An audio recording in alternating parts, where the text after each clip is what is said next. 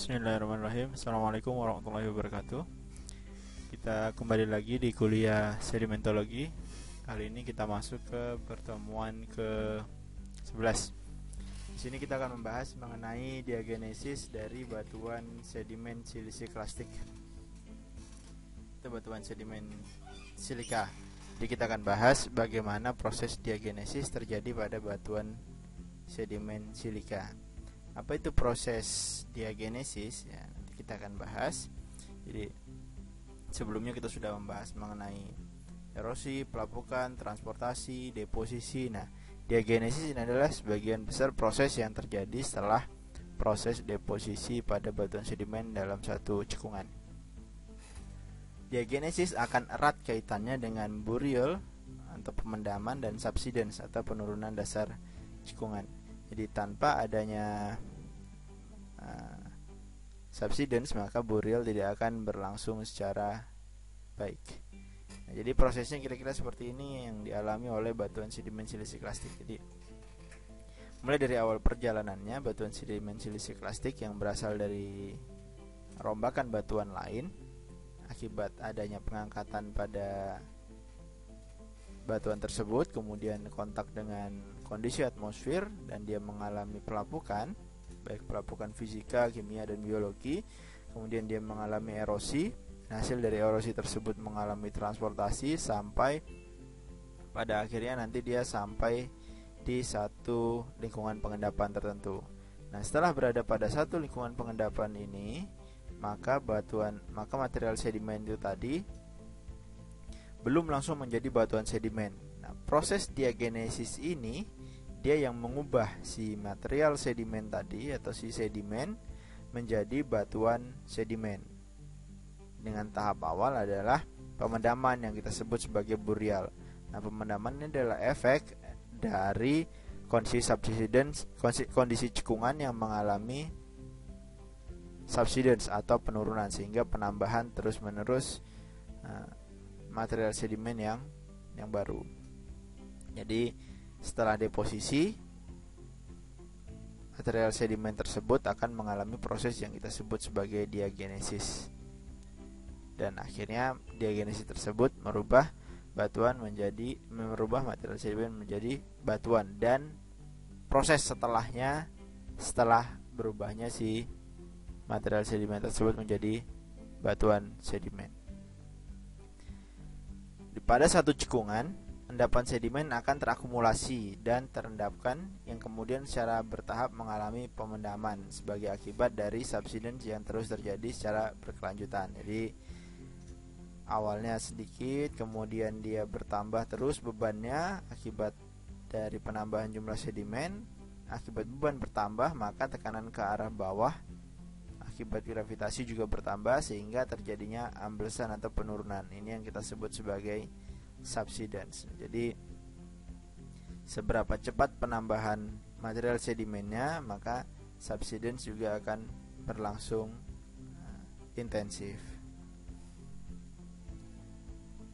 Jadi pada satu sisi dia mengalami subsidence, pada satu sisi dia mengalami uplift. Nah, uplift ini nanti dia akan menyebabkan si batuan tadi kontak dengan kondisi atmosfer sehingga mengalami proses eksogenik. Kemudian dia akan mulai mengalami proses diagenesis setelah dia terpendam oleh material-material sedimen yang dihasilkan oleh proses eksogenik yang ada pada morfologi yang lebih tinggi. Jadi pada satu cekungan dapat mengalami hal yang berbeda. Satu bagian tetap berlanjut sebagai pengendapan dan efek dari pengendapan yang terus-menerus akan menjadi subsidence, sedangkan pada bagian yang lain akan terjadi proses pengangkatan. Hal ini akan menyebabkan batuan mengalami proses eksogenik, yaitu pelapukan, erosi, dan transportasi, dan akhirnya dia akan kembali menambah jumlah sedimen pada cekungan yang kita sebut sebagai aktivitas deposisi. Nah, akibat penambahan beban ini tadi, penambahan kedalaman, maka nantinya material sedimen tersebut akan mengalami proses yang kita sebut sebagai diagenesis. Apa saja yang dimaksud sebagai diagenesis? Dari gambar ini kita akan melihat. Di sebelah kiri ini adalah proses, di sebelah kanan ini adalah gambaran kondisi subsidence versus waktu. Jadi semakin lama subsidence akan semakin dalam. Kemudian ada kondisi yang menyebabkan si batuan tadi terangkat atau mengalami uplift, itu adalah akibat kondisi dari energi yang berasal dari dalam, atau kita sebut sebagai proses endogenik yang menyebabkan pengangkatan, baik nanti dari struktur atau dari aktivitas gunung api. Nah, proses diagenesis ini diawali dari sedimentasi. Jadi sedimentasi ini belum proses diagenesis. Proses diagenesis akan diawali dari setelah sedimentasi, yaitu kompaksi sampai kembali menjadi dekompaksi lagi. Nah, ini semua masuk ke dalam proses diagenesis. Jadi diagenesis itu ada yang merubah material sedimen menjadi batuan sedimen, atau dia akan mempengaruhi kondisi dari si batuan sedimen tersebut setelahnya. Jadi di sini digambarkan semakin bertambahnya temperatur dan tekanan, semakin batuan sedimen tersebut terpendam dalam, maka temperatur dan tekanannya akan semakin bertambah. Nanti bagaimana kita membatasi antara diagenesis batuan sedimen dengan proses yang kita sebut sebagai metamorfism. Nanti pada slide berikutnya akan kita bahas tentang hal itu. Jadi diagenesis, apa itu diagenesis? Diagenesis dalam arti luas mencakup semua proses yang terjadi untuk memodifikasi sedimen. Ingat, untuk memodifikasi sedimen setelah pengendapan terjadi, baik secara fisik, kimia maupun biologi. Jadi tiap proses yang memodifikasi sedimen setelah pengendapan terjadi, itu artinya sedimen yang tadi terakumulasi setelah pengendapan, dia akan termodifikasi menjadi batuan sedimen, dan batuan sedimen tersebut itu masih tetap akan mengalami proses diagenesis selama dia belum kembali menjadi material sedimen lagi. Jadi baik setelah dia menjadi batuan sedimen, maka proses diagenesis itu akan tetap terus terjadi. Bagaimana hal itu bisa terjadi? Karena si batuan sedimen tersebut masih berada pada kondisi yang memungkinkan untuk terjadinya diagenesis. Jadi menurut Box Junior tahun 2009, diagenesis ini adalah sesuatu yang sangat penting untuk dipelajari, karena dia akan menjelaskan mengenai kondisi porositas, baik yang menyebabkan bertambahnya porositas ataupun yang menyebabkan berkurangnya porositas akibat dari kompaksi dan sementasi, atau yang menambah yaitu akibat adanya disolusi. Jadi diagenesis ini akan sangat berpengaruh pada porositas dari si batuan sedimen silisiklastik, baik dia menambah atau mengurangi. Jadi saat proses diagenesis merubahnya si sedimen menjadi batuan sedimen, secara tidak langsung dia akan mengurangi jumlah porositas, karena proses yang terjadi adalah kompaksi dan sementasi.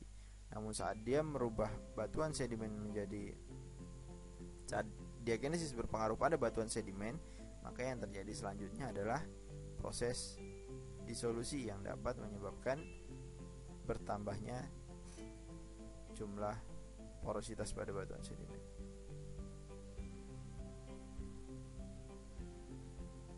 Diagenesis terjadi sesaat setelah pengendapan hingga terjadinya proses metamorfosis dengan temperatur maksimal berkisar 200 derajat Celcius di bawah permukaan, baik dengan tekanan ataupun tanpa tekanan. Pada kondisi seperti ini, pada kondisi 150 derajat Celcius sampai 200 derajat Celcius, maka batuan sedimen silisiklastik akan mengalami proses yang kita sebut sebagai proses diagenesis. Kemudian perubahan tekanan dan temperatur akan menyebabkan mineral baru terbentuk atau mineral yang sudah ada sebelumnya mengalami perubahan menyesuaikan kondisi kesetimbangan yang baru. Kondisi kesetimbangan ini adalah berubahnya tekanan dan temperatur pada batuan sedimen karena akibat dari proses pemendaman maupun pengangkatan yang terjadi pada batuan sedimen tersebut. Dan proses ini semua terjadi setelah proses pengendapan. Jadi tidak ada proses diagenesis pada saat dia mengalami pelapukan, erosi, transportasi sampai deposisi atau pengendapan. Nah, setelah terjadinya pengendapan tersebut, maka proses diagenesis baru akan terjadi. Itu dimulai dengan proses burial tadi atau pemendaman.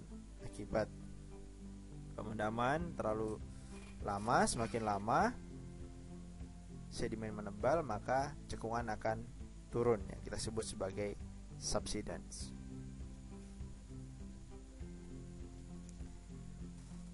Pada tahap awal diagenesis batuan silisiklastik yang akan dialami oleh batuan tersebut adalah kompaksi. Kompaksi adalah butiran yang tadinya renggang, yang tadinya berjarak, maka dia akan semakin mendekat. Kalau ini adalah satu penampang butiran sedimen yang tadinya berjarak, akibat burial atau tekanan dari atas akibat pemendaman, maka si butiran ini tadi dia akan semakin kompak, mendekat.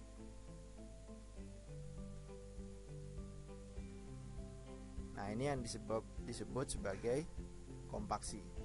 Akibat adanya kompaksi, maka akan terjadi proses lain yang kita sebut sebagai water expulsion atau water escape, atau keluarnya air dari celah-celah antar butir ini tadi. Jadi yang tadi di sini ada air atau fluida, kita sebut sebagai fluida. Jadi fluida itu bukan hanya air. Fluida adalah zat yang dapat mengalir. Bisa dia air, bisa dia minyak, bisa dia gas. Nah, air yang ada di sini tadi, maka akibat dia termampatkan, tertekan, maka dia akan mengalami expel atau keluar atau pergi. Jadi water escape, airnya keluar, pergi. Jadi jumlah air yang ada di dalam batuan akan berkurang. Jumlah fluida yang ada di dalam batuan akan berkurang akibat kompaksi tadi. Akibat lain selain kompaksi tadi, ini adalah material sedimen yang bercampur masih dengan fluida dan si butiran sedimen, dimana yang tadi belum rapat. Akibat adanya proses kompaksi akibat pemendaman, maka yang terjadi selanjutnya adalah yang tadi tebalnya 10 meter misalnya, maka setelah termampatkan dia akan mengalami penurunan ketebalan atau berkurangnya ketebalan dari lapisan sedimen tersebut. Jadi sedimen yang tebalnya 10 meter saat menjadi batuan bisa dia hanya sisa 2 meter akibat proses kompaksi tadi. Kompaksi yang menyebabkan keluarnya si fluida tadi, sehingga yang menyebabkan dia tebal tadi berkurang. Akibatnya dia akan menjadi tipis si lapisan sedimennya, yang tadi 10 meter ini hanya tersisa 2 meter. Nah, akibat kompaksi yang lain selain penipisan lapisan sedimen dan keluarnya fluida dari pori si batuan, maka yang tadinya porinya besar akibat dia belum terkompaksi, maka setelah dia terkompaksi, celah yang bisa menyimpan fluida tadi besarnya sekian, maka setelah terkompaksi butiran akan semakin rapat, maka celah yang bisa menyimpan fluida yang kita sebut sebagai pori ini akan semakin berkurang, maka si batuan tersebut akan kehilangan kemampuan menyimpan fluida pada celah antar butir yang kita sebut sebagai porositas tadi akibat adanya kompaksi. Jadi kompaksi ini dia menyebabkan tiga hal. Jadi diagenesis yang pertama terjadi adalah kompaksi, dan kompaksi akan menyebabkan tiga hal. Yang pertama adalah water escape atau water expulsion, atau keluarnya si air dari si celah antar butir. Ini mudahnya adalah seperti kalian meremas spons baik yang cuci mobil atau cuci motor atau cuci piring yang dia jenuh air. Jadi spons itu kalian rendam, dia jenuh air, kemudian kalian peras. Yang tadi dia besarnya, volumenya mungkin bisa 30 cm kubik. Setelah kalian remas akibat dari bertambahnya tekanan semakin kompak, maka air itu akan keluar, dan ukurannya setelah kalian remas akan semakin kecil.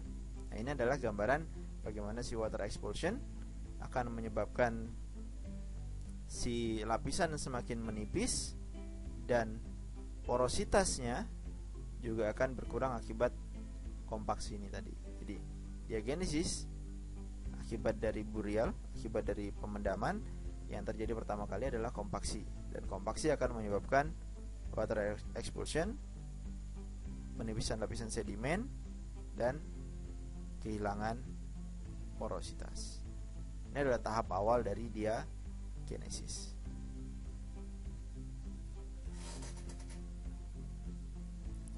Jadi diagenesis diidentifikasi dapat dengan dua cara. Yang pertama adalah kita pengamatan di lapangan maupun pengamatan di laboratorium.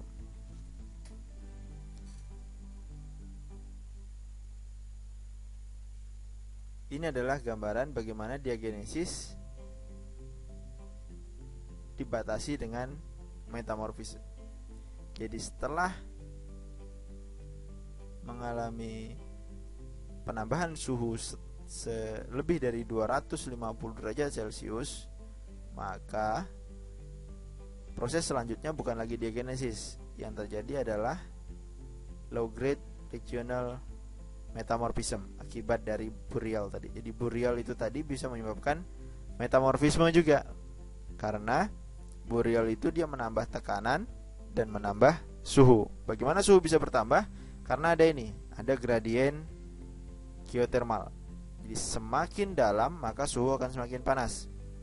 Di sini dicontohkan ada dua gradien geothermal.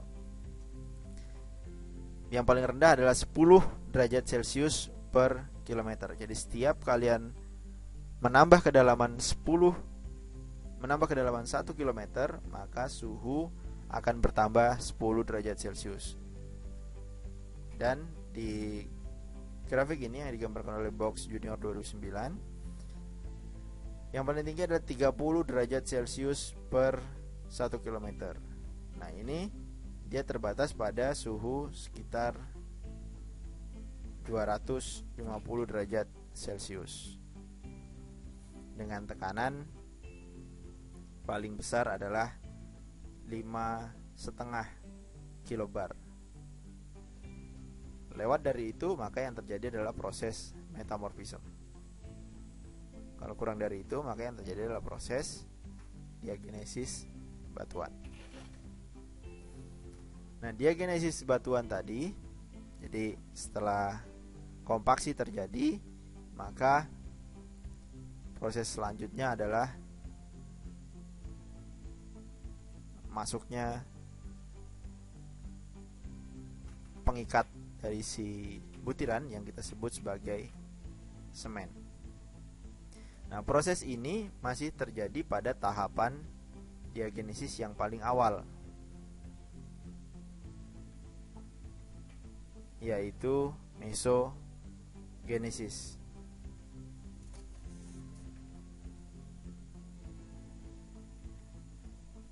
Sebelum mesogenesis, sebelum dia terpendam untuk mengalami sementasi, proses yang masih dekat dengan permukaan kita sebut dengan eogenesis. Jadi sebelum dia terpendam jauh, yang masih dekat dengan permukaan, yang masih terpengaruh oleh depositional system, yang masih jenuh dengan air, ini kita sebut sebagai eogenesis. Nah, kemudian saat dia mulai terpendam, mengalami efektif burial, jadi pemendamannya sudah efektif, berjalan konsisten, maka yang pertama terjadi adalah tadi itu, adalah kompaksi. Kompaksi pada batuan yang menyebabkan water expulsion, berkurangnya ketebalan, kemudian berkurangnya porositas.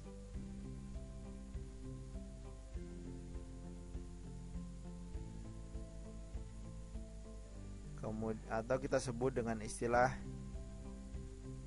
dehydration. Jadi hilangnya si fluida dari celah butiran sedimen. Kemudian setelah itu adalah proses penyemenan. Jadi semen tumbuh di antara celah butiran sedimen siliklastik.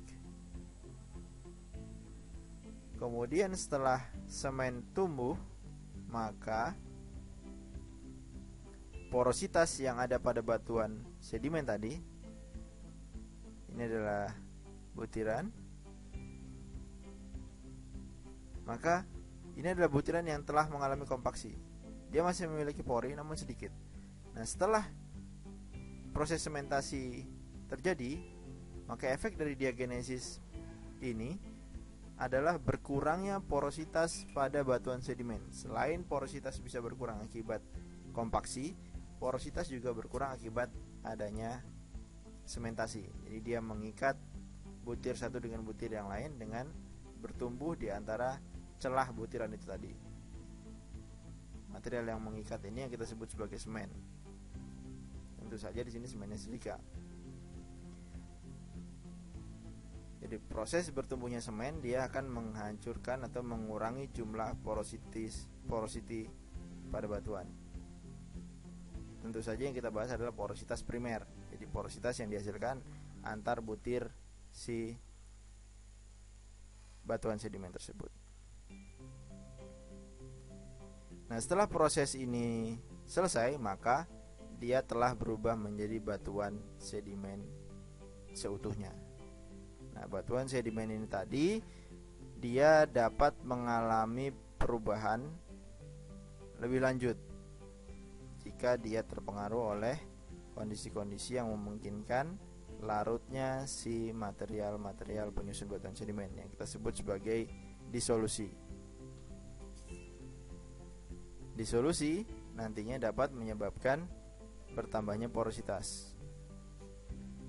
Nah, proses selanjutnya adalah yang berkaitan dengan tektonisme dan magmatisme yang menyebabkan si batuan sedimen yang sudah terpendam ini tadi, yang mengalami proses diagenesis yang kita sebut sebagai mesogenesis, yang merubah si material sedimen menjadi batuan sedimen. Proses struktural selanjutnya adalah menyebabkan dia mengalami uplift. Biasanya adalah berupa struktur inversi. Jadi pada satu cekungan dia akan mengalami proses yang tadinya mengalami proses penarikan sehingga dia mengalami subsidence, maka selanjutnya yang terjadi adalah penekanan atau kompresi. Akibat adanya structural inversion ini, maka si batuan sedimen yang tadi terpendam dia akan mengalami uplift. Nah, proses diagenesis yang terjadi pada saat ini, pada saat dia setelah mengalami burial kemudian terangkat lagi ke dekat permukaan, sama dengan eogenesis, tapi bedanya eogenesis belum mengalami proses mesogenesis yang merubah material sedimen menjadi batuan sedimen, tapi telogenesis justru sebaliknya. Dia merubah batuan sedimen menjadi material sedimen karena proses telogenesis ini tadi menyebabkan si batuan sedimen yang sudah terbentuk di bawah permukaan tadi terangkat sehingga mengalami kontak dengan aktivitas yang ada di permukaan, yang kita sebut sebagai proses eksogen. Akibat dari proses tersebut menyebabkan batuan sedimen justru mengalami dekompaksi. yang tadinya dia menjadi batuan sekarang akan mengalami proses awal lagi, yaitu pelapukan, erosi, dan transportasi. Nah, begitulah bagaimana diagenesis menjelaskan proses dari material sedimen kembali menjadi material sedimen lagi untuk terendapkan pada lingkungan yang lain dan mengalami diagenesis lagi, dan seperti itu seterusnya bagaimana siklus batuan sedimen terjadi pada permukaan bumi dan khususnya di litosfer.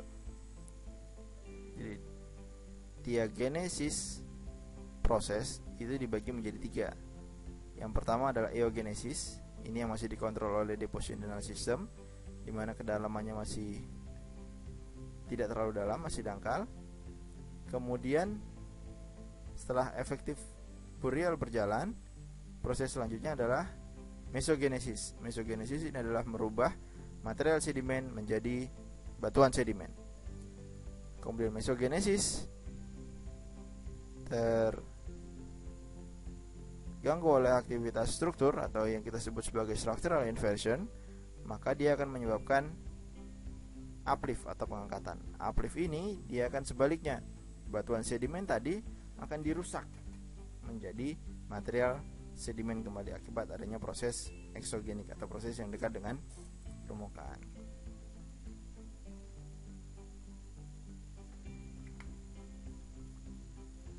Jadi seperti itu tahapan diagenesis yang terjadi pada batuan sedimen silisi klastik.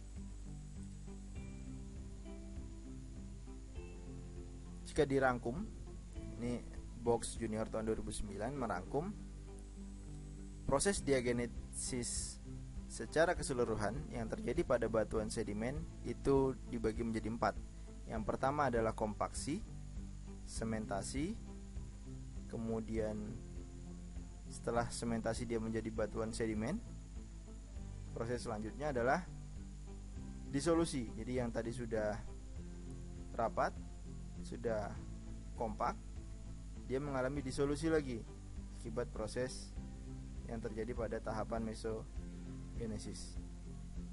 Kemudian dia mengalami replacement.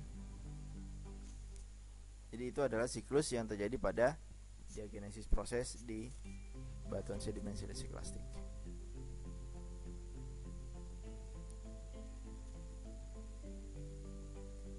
Diagenesis juga bisa kita identifikasi dengan melihat bagaimana kontak antar butiran dari si material sedimen tersebut. Jadi dia akan menyebabkan yang kita sebut sebagai grain deformation. Saat dia memiliki butiran lempung, maka ketika dia ditekan dia akan mengalami bentukan-bentukan yang masuk ke dalam seperti ini. Ini yang kita sebut sebagai plastik dan ductile grain deformation. Atau mineral-mineral mika yang saat diberi tekanan dia akan mengalami lengkungan. Ini yang kita sebut sebagai flexible grain deformation. Atau pressure solution. Ini akan menyebabkan batuan memiliki kontak antar butir berupa konkavo-konveks kontak, di mana satu bagian butiran menekan pada butiran yang lain, seperti halnya pada plastic and ductile grain deformation. Atau jika tekanannya sangat besar, maka dia akan membentuk sutur kontak seperti ini, di mana kontak antar butirnya bergerigi. Ini menunjukkan bahwa dia sudah mengalami pemendaman yang menyebabkan tekanan pada butiran tersebut sangat besar.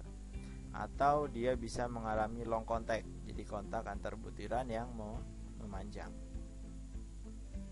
Ini semua adalah evidence atau bukti dari adanya pemendaman pada material sedimen yang mengubahnya menjadi batuan sedimen. Kira-kira proses dari pemendaman tersebut dia akan mempengaruhi porositas dari si batuan.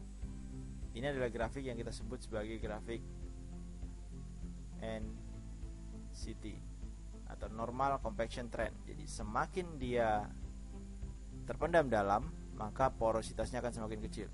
ke sana, porositasnya akan semakin besar. Ini adalah simbol porositas. Sini kedalamannya akan semakin dalam.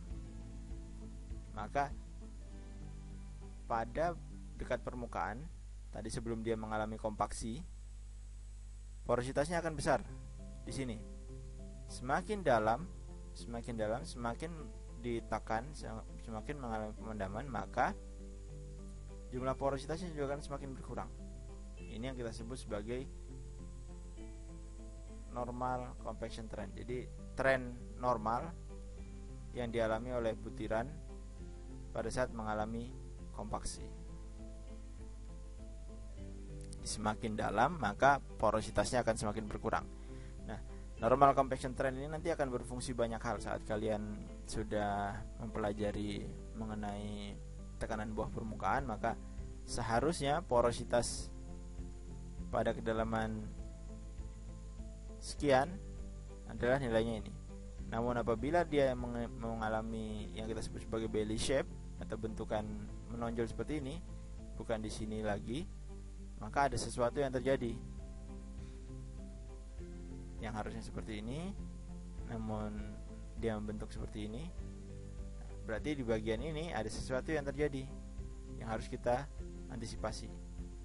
Ini yang disebut sebagai tekanan bawah permukaan yang berlebih atau over pressure. Nah, ini yang menyebabkan, kalau kalian pernah nonton Deepwater Horizon, yang menyebabkan kecelakaan pada rig pemboran atau blowout itu adalah kondisi-kondisi overpressure seperti ini, di mana kompaksi gagal terjadi sehingga menyebabkan tekanan dari si pori itu sangat besar karena air tidak bisa atau fluida tidak bisa dikeluarkan.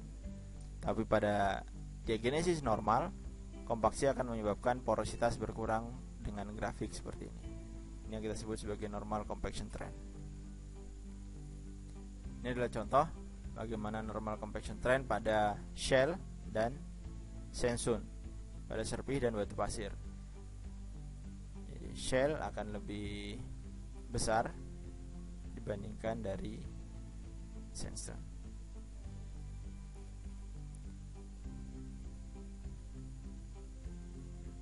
Ini adalah contoh dari semen yang tumbuh mengisi celah antar butiran. Ini adalah semen.